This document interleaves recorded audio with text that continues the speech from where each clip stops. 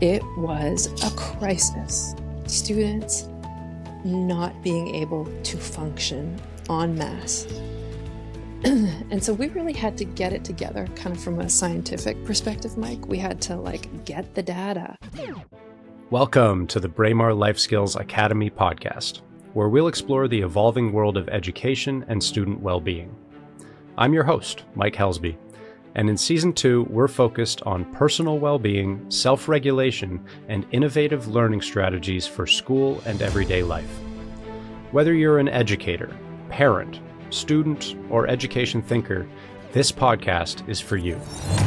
Join us for insightful discussions, valuable perspectives, and a fresh look at the future of learning. Let's take that step into the future of education together.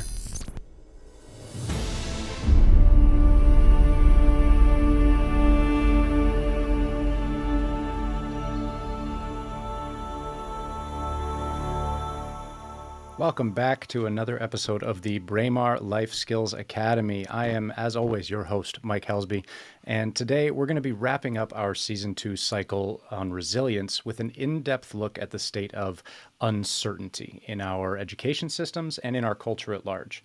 We're going to look at how theories of well-being and resilience are being put into practice in education institutions in response to some of that uncertainty, and how students and practitioners are responding to these programs, systems, and theories. I'm joined today by Meg Houghton, who, as you'll soon find out, is someone who is uniquely qualified to talk to us about this issue from a number of different perspectives and dimensions. And I'm not going to say any more. I'm going to let her introduce herself to you. So without further ado, Meg, welcome to the show. Thanks for being here with me today. So I guess my short story as it relates to this topic is that I spent about 20 years working in higher ed. Primarily overseeing student services in university environments and in college environments, like really all over the place, the States, Quebec, Ottawa, Calgary, and then I've spent the last decade here in Ontario, and most recently spending a lot of time with college students. I spent a solid decade working in that sector. Since then, I dropped out of the higher ed system formally about 3 years ago and started my own consulting practice, working with folks on strategy and research. While exploring my second path, I am becoming a psychotherapist. In part, I think informed by much of what I saw and experienced in the system with students. So that's my short rap sheet, Mike. I'm really happy to be here with you. I enjoyed our preliminary session and think we could probably wax poetic and philosophize about a whole bunch of things. And I trust by the end of 50 minutes here, we will have solved it all. Well, yeah, that's my full expectation with every one of these episodes, just in case we're lucky to keep the conversation going in past and future. And as always, we encourage our listeners to check out, especially previous episodes related to resilience. We spent some time focused on that last year, talking especially to Dr. Diana Breacher at TMU, who is the innovator behind the Thrive TMU program and the 5-factor model of resilience. We started this episode cycle in Season 2 talking to a good friend from UBC, Dr. Suna, and talking about community resilience and especially how communities can come together to enact resilience as a whole. But I agree that today is going to be a day where we hopefully bring all those pieces together and solve some pretty big global issues. Starting with, let's frame this all up. Student wellness in the 20th century, it's obviously, I think, pretty front of mind for especially educators, but it seems to be just about everybody, depending on their dimension and their particular perspective, looking at well-being from physical, social, emotional, intellectual, community, environmental perspectives, and then sort of looking at detriments to well-being, especially in the post-pandemic world. Now, we're going to zero in on uncertainty, and this idea of uncertainty and its correlation with chronic anxiety seems to me to be one of maybe two of the most powerful forces that act against well-being, whether it's well-being in your professional life or your personal life or your academic life. The second force being something like overcomplexity and its correlation with overwhelm. So we got a lot of folks out there, a lot of listeners who are going to relate to this state of either being sort of chronically anxious as a result of all the uncertainty in their life, or perhaps chronically overwhelmed as a result of that overcomplexity. That's my frame. Now, Meg, in about 5 minutes or so, if you can you solve all those problems for us? Totes. Where are you seeing that stuff? How does that resonate for Uh, you, both in your experience, all those decades working in the post-secondary environment, and then moving into this second path for yourself, training to be a psychotherapist? sure. Yeah. Thanks for that question, Mike. Maybe I'll start by just sharing with you that I remember maybe 15 years ago, just chatting with friends and saying, I think we're living in a time without a grand narrative. Like, I don't know if we know what we're Mm, doing here right now. And, um, and, sort of careful what you wish for. I think since then, quite a bit has changed in such a way that has resulted in heightened uncertainty and heightened anxiety that you're talking about. And so, just like if we get kind of anthropological and zoom out about it, we've never been in a moment where we're staring down the fate of our species mm, quite like we are now. The bell has rung, and there is no longer any ability to hide from the effects of climate change. Uh, and so, um, and so, what do you do with that? What do you do with that? And there's a lot of research and interesting work underway to understand whether or not we can fortify ourselves to the massive and rapid changes that are underway that threaten us on the most fundamental level. And the most compelling research that I've seen really calls forward the need for active participation in whatever it is, protests, working for a nonprofit that's doing meaningful work, connecting with community of like-minded people. Like, we have to get active and remain hopeful in the face of that which scares us. And so that's sort of at the mm-hmm, most macro level.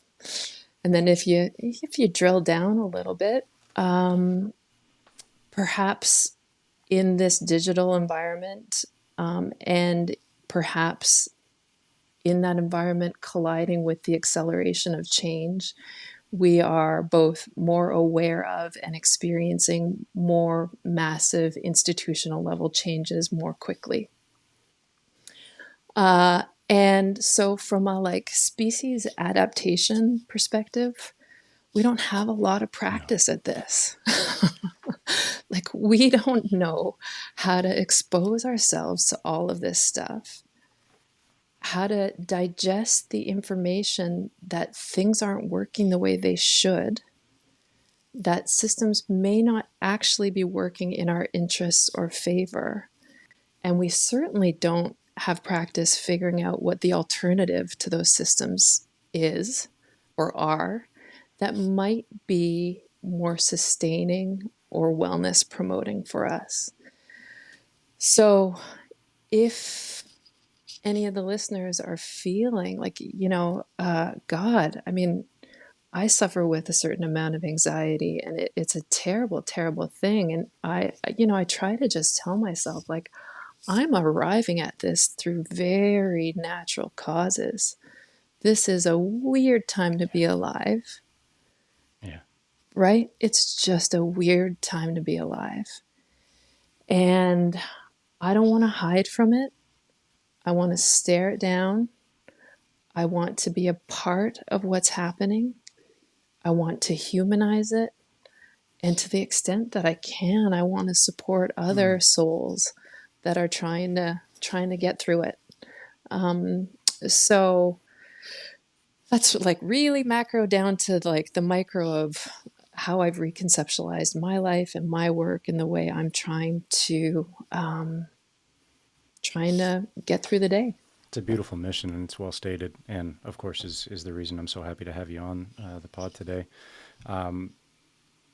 Listening to you, as always, generated quite a few different thoughts for me, and I want to start macro as well, and they can get down to a pretty micro question for us.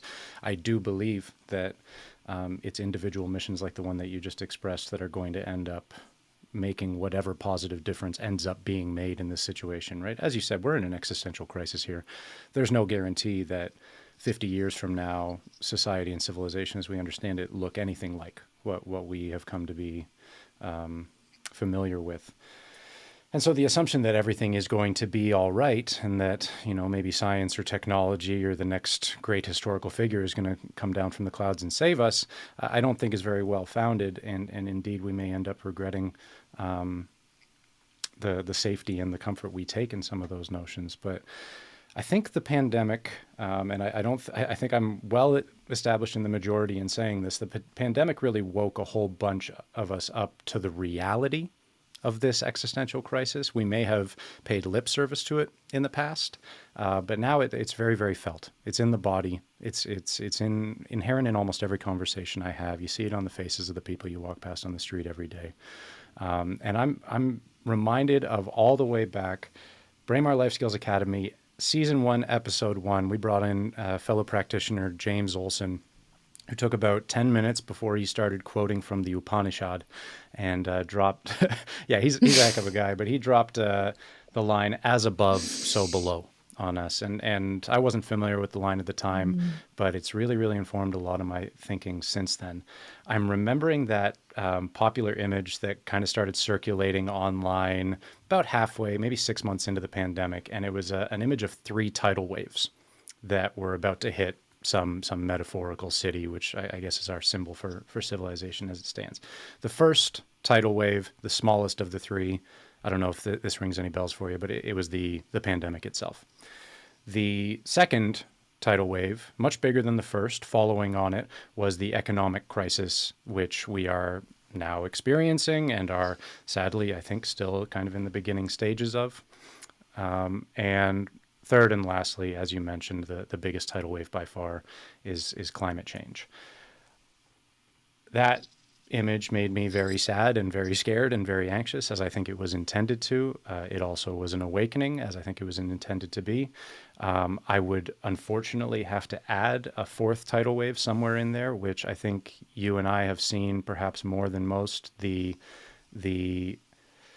I don't know if I can call it an epidemic, but the ongoing deterioration in general mental and emotional health that we're especially seeing among the younger generations, the high school students, the college and university students, and the people getting into the early stages of their professions. So that's the macro from my end, and zeroing all the way down before we get too sad and just start holding our loved ones into oblivion. I want to talk about that group that you have so much experience with, so many decades observing and attempting to intervene with. And one of the things that you told me in our pre-interview was that there are about 20 to 30% of post-secondary students in North America who are currently seeking accommodation for a range of states, be they a learning disorder or a neurodiversity, perhaps a physical disability, perhaps just something that's more time situated and present oriented, the need for an extended deadline, the need for some additional perhaps mindful therapy or support of some kind. But 20 to 30% is an extraordinary increase from the accommodation numbers that were being provided in previous generations. We've also seen, I don't think a proportionate, but at least an increase in wellness-oriented programming offered in these institutions, which is something that was a big part of what you were up to before your change to this new path, which we'll talk about in just a few minutes. What sort of challenges are colleges and universities observing in the lives of their students during and since early 2020? And I don't know if you want to get into it too heavily, but why did it take a pandemic to bring some of these things into focus for all of us? Ooh, okay. I'm just jotting a note. I always forget the second question. Uh, oh my God, Mike, where to start? Let's start with a Yeah. good news Yes, please. story. Thank you. How does that sound? Okay, so here's some good news. We are doing a bang up job of tertiary education Mm. in Canada. We are the envy of many a country globally, and don't we just love these Canadian stories of success? We are somebody. Let's maple wash our sensibilities as much as we There's a term I'm can. adding to my lexicon, But like maple wash. I like that.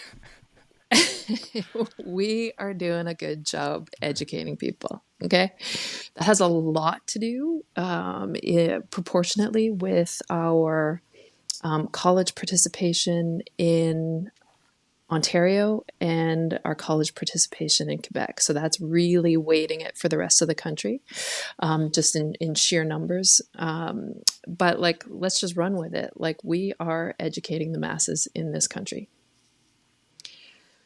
So the transition summary there is where once education was for white men of society, carved right out of the British mold of elitism. It is now broadly accessible, verging on universally accessible. So great. You have the will, you have the resources. We've got pretty decent financial aid in the country, and you're willing to assume a little bit of debt. You can take a chance on yourself and get that tertiary level education. So what that has meant is that a lot of people who were in essence kept out of the system until now are able to find, and I'm careful about saying sufficient support because I do have Mm-hmm. some concerns there, but enough support through the high school process to believe that they can take a crack at it and to get the level of academic success to support it. And so students who never in a million years would have thought about going to college or university in the 70s are now, I'd suggest, quite early on identifying themselves as potential college or university students. And Mm-hmm. that's a big deal. So simultaneous to that universal access, we've seen the percentage of students seeking support for some kind of disability or multiple disabilities increase. And so that really is the beautiful, wonderful success story of access. the the sort of interesting underbelly of that story is that we've not sufficiently modernized our approaches to college and university education such that it is universally designed and broadly accessible without students needing to invoke old processes that we put in place in the 80s that requires students to Mm-hmm. request accommodation. Now, at least in Ontario, God, what would it have been? Maybe 8 years ago now, the Ontario Human Rights Commission said, like, hey, this whole thing that we're doing is really weird and pretty undignified. And like, you guys should totally be running accessible shops. So, like, if you're going to keep this whole accommodation apparatus, minimally, the students need to not be in a position of asking for accommodation themselves. You, as the institutional purveyors of education, need to get it together. And what that meant was that accommodation shops were meeting with students, finding out what they needed, and then messaging the faculty members directly saying, here's what you got to do.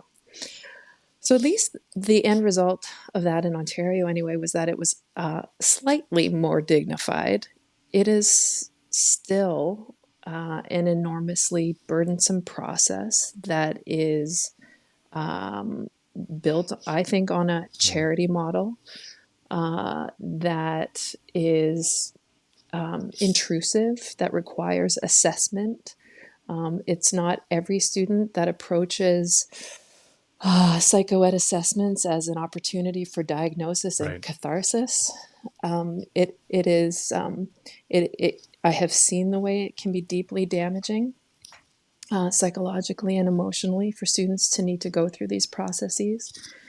Just as it's not totally comfortable for anyone in their career who's needed to go on sick leave to need to go through that medical validation that you are somehow deserving of specific entitlements. Like, there's a part of you in those processes going like, for real? Like, I just need something. And the way I feel about this place and my place in it is changing in this weird medicalized, formalized process, right? So yeah. Oh God, I could like really, really go on and on about it. But that's sort of the Coles notes around the like the bright side and the dark side of access in the system. And then, Mike, this idea of like, why did it take the pandemic for us to shake our heads? Because I should say, the what we're seeing in the assessments that students are bringing forward to post-secondary institutions is a mercurial increase in mental health diagnoses, and students needing all kinds of flexibility and support to get through. And so, how do we read those tea leaves? Why did it take a pandemic for us to wake up to the idea that there's like systems level problems that we need to address that are pervasive?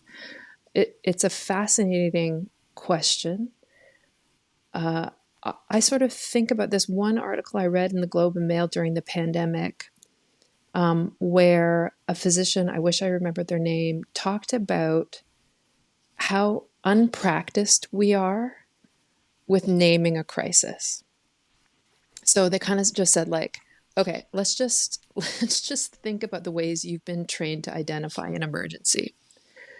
For most of us, before the pandemic and before climate change, that was like a PSA that we got in elementary school on how to identify if somebody was having a heart attack and how to perform CPR, or give the Heimlich maneuver if they were choking, right? Like, that kind of existed in our like mental bucket for like, what is an emergency? Right. And I've got a response on the ready. And this physician was saying, like, we are really ill-equipped to define when something is tipping over from a pretty bad scene to an actual crisis. And we got to get practiced at that, because the needed responses in those two different scenarios are vastly different. Yeah. Right? So what it meant for us as post-secondary practitioners, as we were like seeing this, like, we saw it in our counseling centers and in our accessibility centers before anybody was talking about it. It was a crisis. Students not being able to function en masse. And so we really had to get it together kind of from a scientific perspective, Mike. We had to like get the data. There was this like wonderful, like once in a career grassroots movement led by Suting Teo out of then Ryerson, to get together on surveying our students so that we could understand what was happening. And then that data meant everything for getting the government's attention, for rallying student federations, both at the college level and the university level, for getting funding flowing, for starting conversations on our campus about what wasn't working for people upstream and on our campuses, and how we could start thinking about everything in a little bit more of an ecological, holistic perspective to reduce some of the barriers that we were inadvertently building through probably some lingering sense of elitism,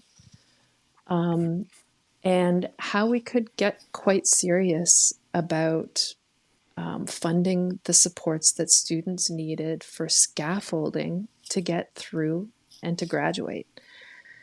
Yeah. Whew.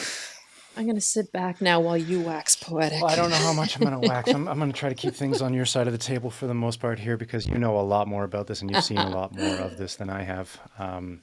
The pandemic was a waking up moment for me, as I said, and this podcast and the Life Skills Academy that surround it were started in direct response to the slap in the face that we got, and the realization that, holy smokes, we need better answers to these questions, and we need them now. And so I'm so pleased to hear that rallying call came out of then Ryerson and said, we need to get these students' voices amplified and front and center and collected and compared, and then we need to respond in a really robust way. And we are starting to see that. Right? We're starting to see some really positive results there. Two things that stood out to me from your poem. The first, the need to name our moment. As you said, we're really, really not good at this. And I'm reminded of an Alec Bennett line that says, there is no time more obscured from us than the recent past, or than recent history. We don't seem like beings who are designed to understand their present moment. And we're also, at least recently, not particularly good at understanding our recent past. That sort of elitism that you brought up, that still, I think, to some extent informs a lot of analysis and accommodation provision. The inability to see long-term consequences for things that we currently still apply blame to rather than care to. So I think of the way we treat addiction still, the way we treat houselessness still, the way we treat, to some degrees, those who've been through the criminal system, the way we treat students who are quote unquote underachieving in class. The attitude of sort of conservative, Reaganist, personal responsibility, pull yourself up by your bootstraps or else, that is utterly blind to the long-term social implications of those attitudes. When somebody feels themselves to be almost as a being inadequate or poorly suited to this culture, the costs on our healthcare system, the cost on our justice system, the opportunity cost, lost inspiration, lost production, it's all tied in together to this. I don't know exactly what's deep in the psychological center of it, but this human instinct to blame rather than to care. Oh, yeah. Yeah. That's late capitalism in a nutshell, isn't it? You know, we built a system based on competition. And by we, I mean settlers to North America. And that relies on winners and losers.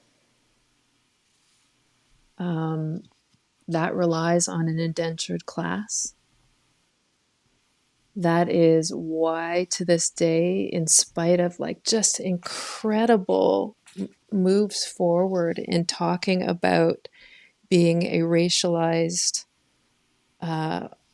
body, or a female body, or a trans body, like we've come so far in acknowledging the violences associated with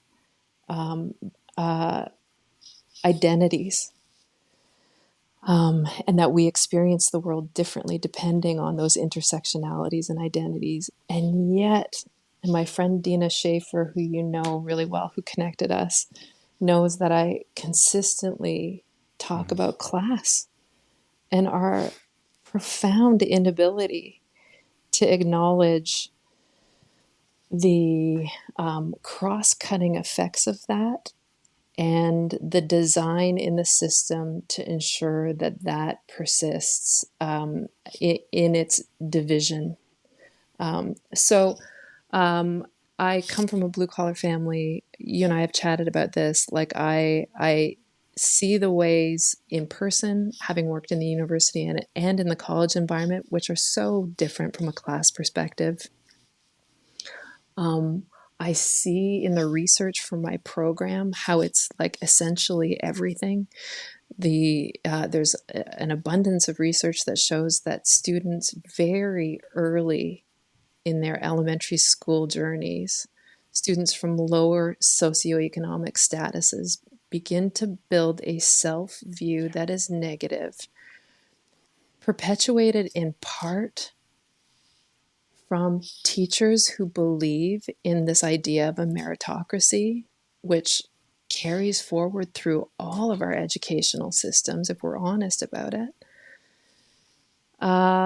And the level of optimism that, like when you think about like, what is it exactly that we're doing wrong when any fourth grader anywhere in Canada by the fourth grade has a depleted sense of hope for their future? Like, that's not the country I thought we were building. And it's certainly not the promise of the country I was told about. And yet here we are in a time economically that's harder than it's ever been, where like you don't have to be at the lower end of lower middle class to be feeling pretty poor these days. So more and more folks are feeling this deep, deep, deep deprivation, which is having profound psychological and I'm so emotional glad you said effects. that, because that's exactly where I wanted to go with this, the psychological aspect of it. And I'm sorry if I cut off the last of your point there, but No. you and I really believe share the same perspective on class and social mobility in this country and elsewhere. And I think look at the college and university system as still an institution that cements those divisions as opposed to breaking down those walls. I want to talk about that uncertainty that you mentioned that even fourth graders are feeling, and which I think you'd agree increases or only increases as we move into secondary and especially post-secondary school.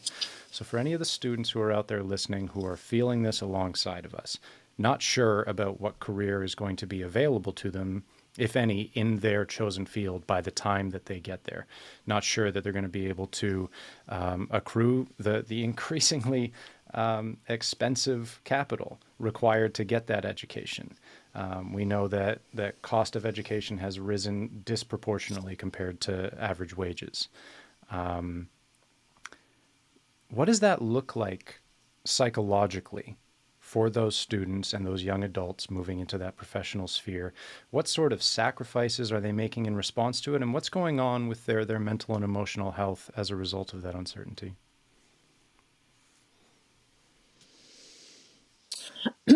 Well, I wish I had a quick answer on that one, Mike. But I think you're probably getting the sense that that's not really We my don't forte. ask quick answer questions on this podcast. Okay, good. So I guess the first thing that I'm going to make an effort to consistently start I with really good appreciate news. that. Please do. You and I probably, look, I can't see the full detail and maybe you've got a filter on, but we're probably roughly of the same age range, give or take a I decade. put Vaseline on my camera before every We, episode just to is that your trick? Perfect. appreciate You're that. killing it. I never once heard from anybody in my life anything about well-being, anything about mental health, anything about self-care, anything about fulfillment.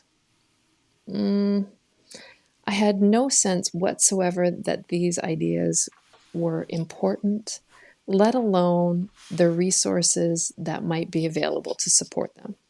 Okay, so I think the really good news is these guys get it.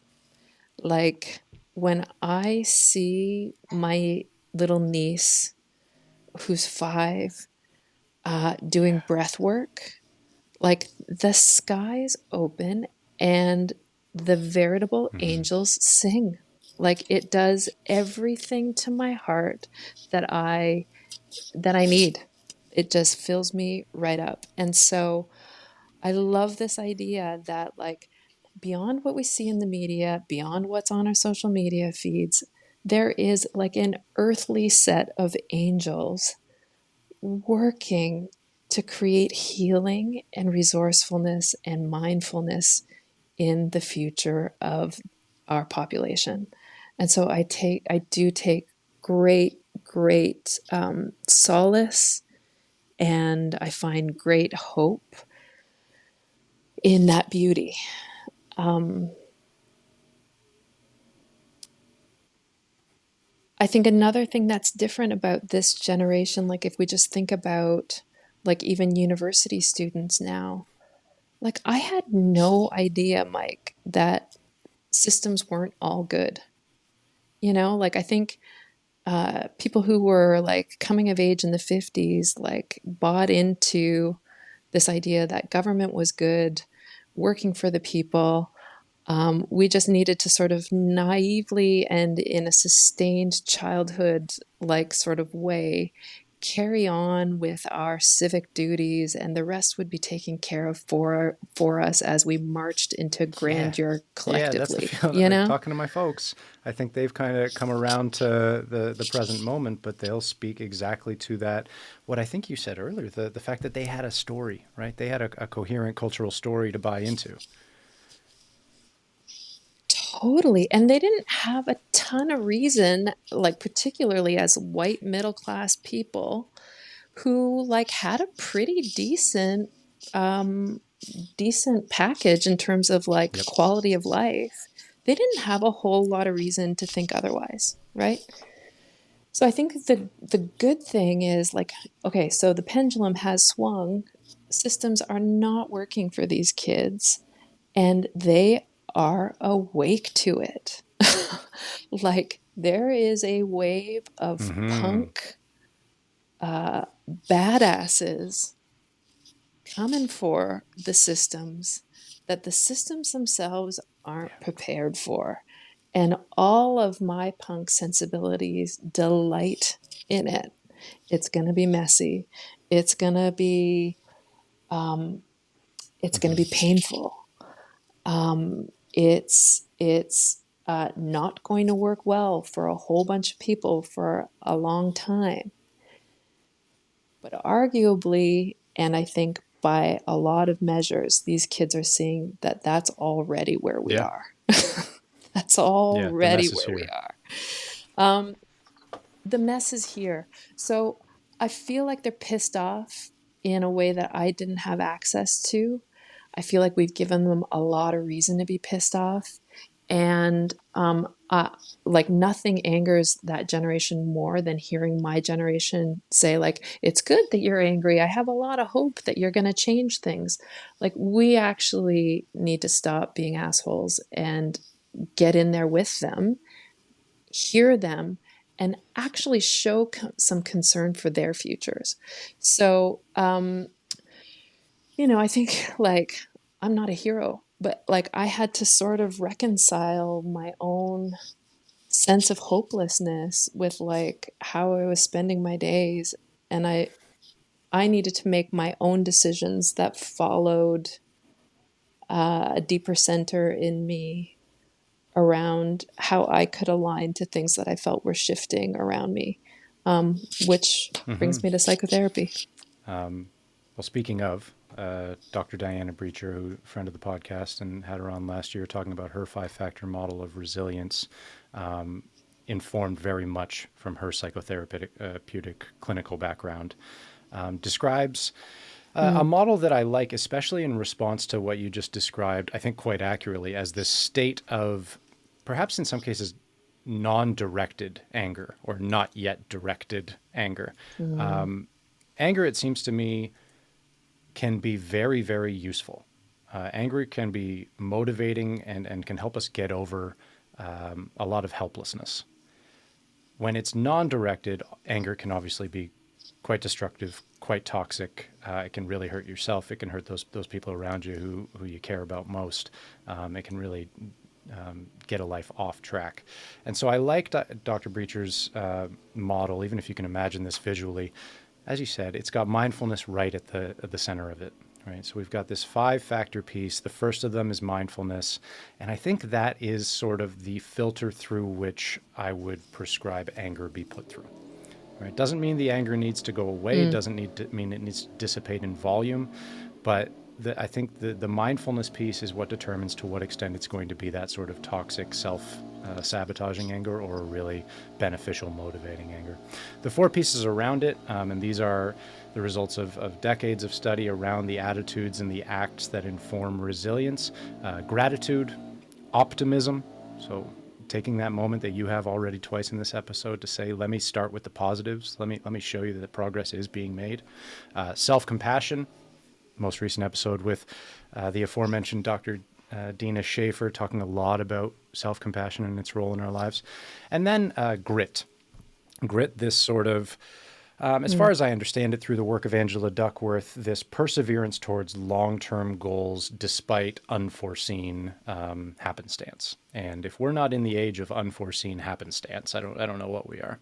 So with that model, with your experience in mind and you moving into this psychotherapeutic realm, how do you see, whatever you want to call it, resilience, grit, these psychological factors doing battle against this otherwise frustrating and debilitating uncertainty, which is so pervasive?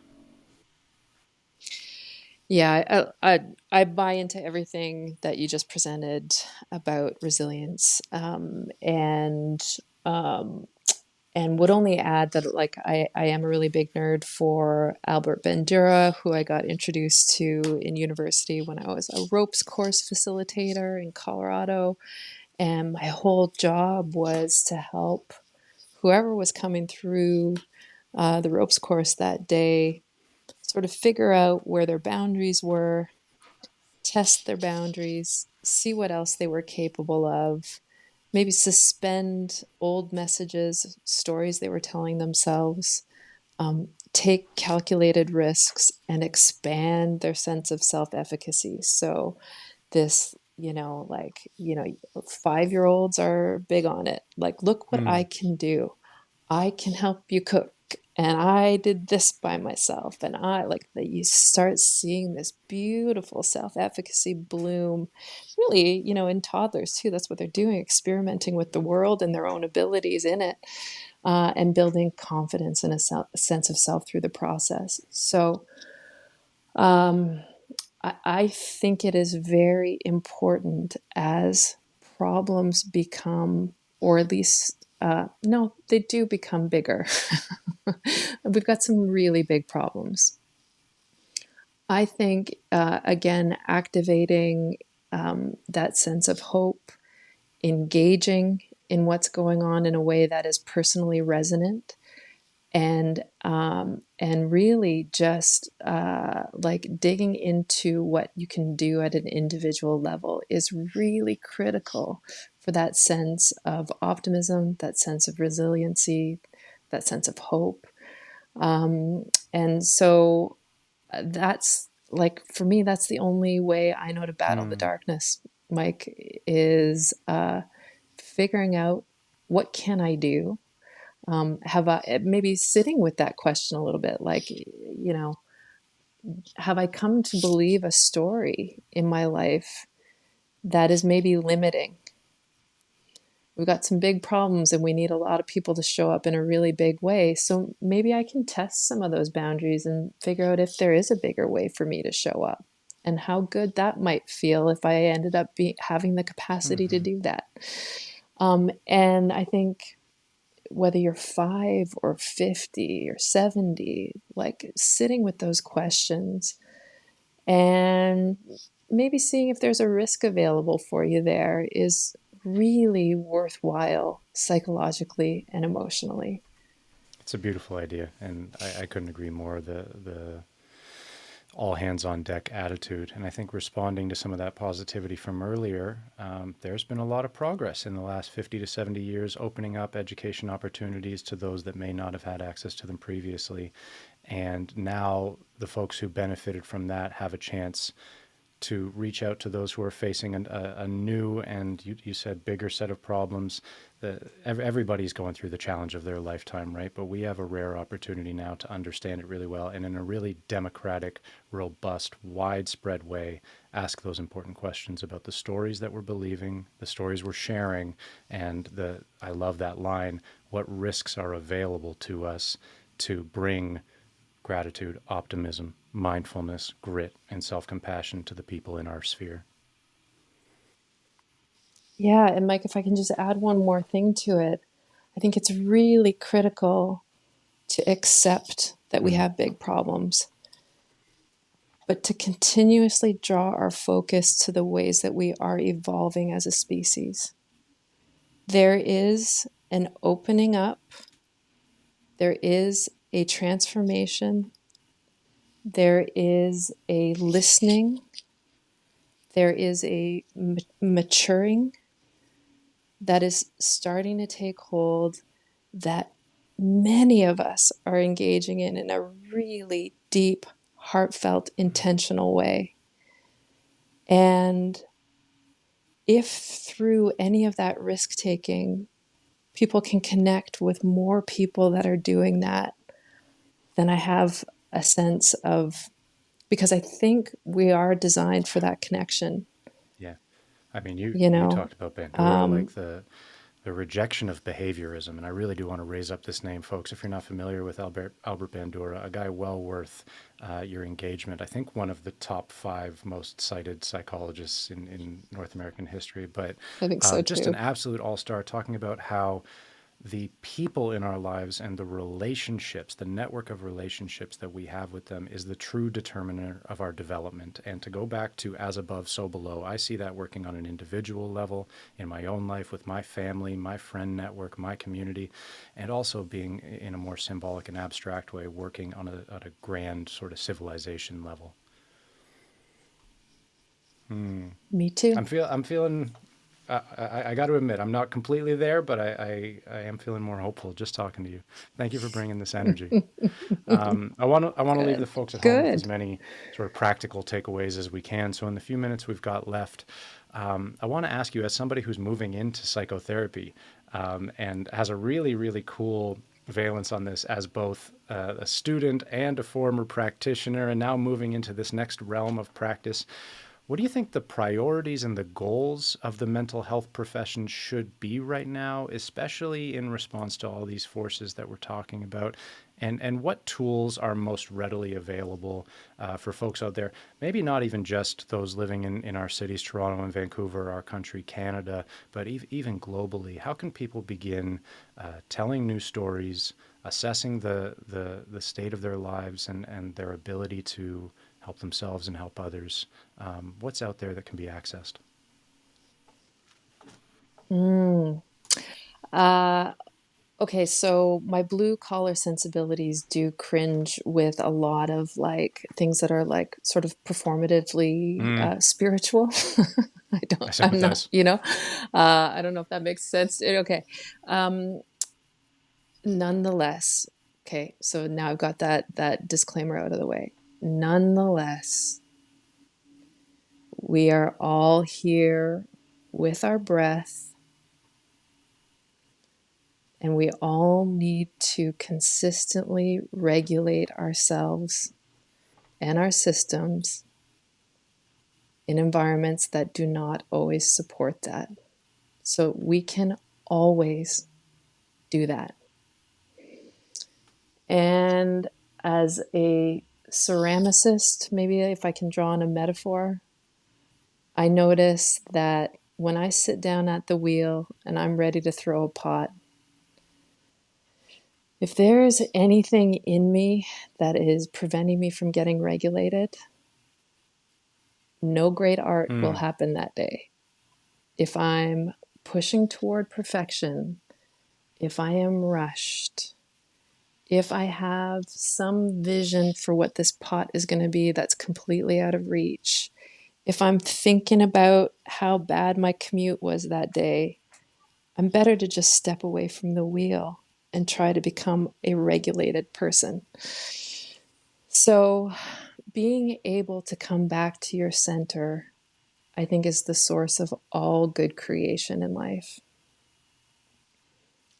And it's certainly the center of a different way to Yeah. experience life. And that is available to everybody, Mm-hmm. everybody. So, depending on your relationship to spiritual practices, to meditation, to visualizations, which are like actually really accessible. You don't need to have money or benefits to go to a therapist to do those things. You have a lot of tools everybody has a lot of tools right there at their fingertips. And I do believe that our collective consciousness, our continued shift in collective consciousness, relies on that practice at an individual level, uh, as a Mm-hmm. lifelong journey. I love the approach, in this case through the lungs, but through the body, right? Zero cost Mm-hmm. barriers to entry. And we can talk about mobility regulation as well. Like everyone has movement, yoga, stretching, balance, and flexibility at their disposal at all times. And as you said, if you're going into a situation demanding of your talents, your gifts, whatever they may be, whether they're artistic, intellectual, what have you, that ability to observe the self, observe the state, step away when necessary, and engage some of these, in many cases, ancient practices, uncomplicated practices that can profoundly influence your physiological regulation, which is, I believe, what allows us to reach out to others.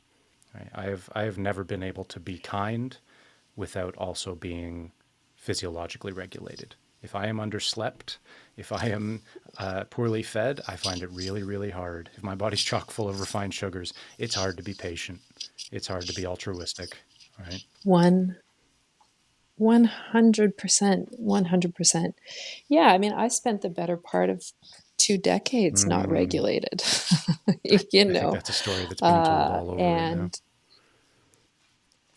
I think it is too. I think it is too. And, you know, uh, I guess, what I can say in hindsight is that I wish I had had the awareness of some of the resources that are like so Mm-hmm. readily available now that felt out of reach then. And I am so deeply aware now of how much fullness is available in my life experience just Mm-hmm. through regulation. Yeah. I have less money than I used to. Like there, by some measures of my life, I'm a midlifer. Biological things are Mm. starting to happen. Like there are some indicators that are down, and yet through a commitment to regulation, my overall experience in life, it's like the ceiling came off, and I've found new levels of the building that I Mm. didn't know What a existed. cool way to put it. So yeah, so that's my hope for all of us. Like I think we all have a yearning for our Yeah. own fulfillment, and I think that starts through regulation. For the students out there who hear you saying this, for the young professionals out there who hear you saying this, for the parents of those folks who hear you saying this, and they're inspired and they feel that little blossoming hope inside themselves, they feel the potential to shift from surviving into thriving and let the ceiling come off. Let's say you are in a setting where some services might be available. What can you do? What's a step that you can take to keep those feelings going, to start building some momentum around your personal and therefore your communal thriving?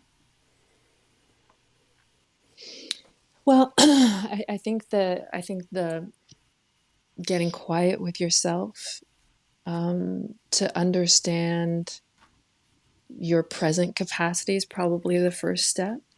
You know, if you're a survivor of incredible trauma and pain, who feels no love from the outside world and incredible vulnerability, you're going to be taking some baby steps. And so that might be some of the like meditation, slowing things down, listening to your body, finding really small ways to treat yourself, whether that's a cup of tea or a walk in the woods, figuring out if there's one person you can trust in the world, and figuring out your level of comfort in becoming a little vulnerable to them, because I really believe that most trauma is created in relationship, and that trauma is really only healed in Mm-hmm. relationship. So, so you know, figuring out where you are and what you need, and if that doesn't become abundantly evident, just sitting in the question of it patiently. You know, I do think I really buy into this idea, Mike, that we are natural beings, that we probably overestimate our species distinction in a lot of Totally. ways. There is a natural course, there are cycles to our lives. There is some peace available for me anyway in trusting that a process is unfolding in my life and in the lives of others, that there's some wisdom to, um, and then listening really deeply to what what I am here to do at a spirit level. And we are really awful at talking about this in a deeply secular kind of, particularly in the Mm-hmm. waspy world, right? But I've spent enough time with dying people to know that we mostly wind up in the same place as spirits reflecting on what the hell happened. And I think to the extent that we're able to use that eventuality of death as an advisor for how we can guide our spirits while we're here, we're probably going to arrive at that final bus stop in slightly better standing than we would have otherwise. Again, what a cool way to put it. With those words, I think we'll wrap because they're wise and well worth following. We want to send love to all the folks out there like Meg Houghton and all the educators, especially, who are that one person that someone else can trust, who is their starting point for some of the peace and some of the perspective that you've provided us with today. I couldn't agree more. It's that the peace is found in that act of humility and recognizing, like, hey, we're all heading towards a red light here in one way or another. Maybe we don't need to race there, and maybe it'd be a lot more enjoyable if we were hugging a few people along the way. And if you're a bit surprised to hear about talks of mortality and endings on an education podcast, hey, buckle up, because we got osteopath Jill Bodak coming on the podcast in a couple weeks, and she's going to be digging a lot deeper into that stuff. So I'm excited to keep these kinds of conversations Oh, going. Meg, I'm going to give you the last word. Anything else that you want to share with listeners at home? no, Mike, I just want to thank you for the verbal and video based hug today. Even chats like this really are just beautiful reminders of our common humanity, our common efforts. And I think it's just so cool that you're putting good stuff out in the world. And I appreciate having even just a minute to be a part of it. So thank you. Well, I'm feeling a lot better. I'm feeling the warmth. Thank you so much, Meg. You Good. just heard Meg Houghton on the Braemar Life Skills Academy podcast. Folks, if you resonate with conversations like this, just keep tuning in, because I'm going to keep them going as long as we can. Thanks so much, Meg. To the listeners, we'll hopefully be in contact with you again real soon. Till then.